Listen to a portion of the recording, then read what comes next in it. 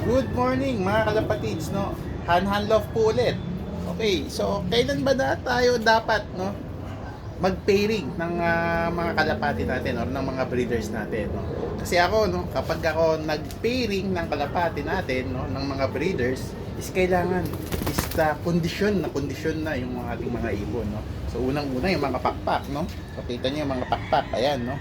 Buong buo na. Okay? So kaliwat kanan dapat buong buo. Okay? Yan, matikas, buo yung mga balahibo na sa mukha, walang sakit. Okay? Yung pangangatawan, solid na. Okay? Yan. Ibig sabihin, pwede na siya i-condition, no, for breeding.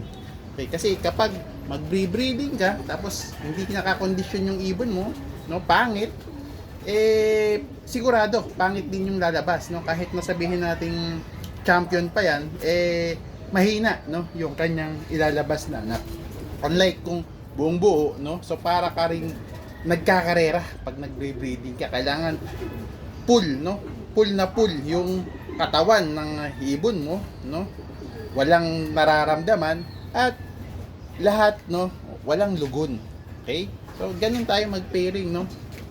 Yan, hindi ko alam kung kayo paano kayo mag-pairing, no. So bago ko siya kinukondisyon, so ganito na siya, ganito na yung kondisyon bago ko pa siya ikukondisyon, purga, gamot, no, flashing.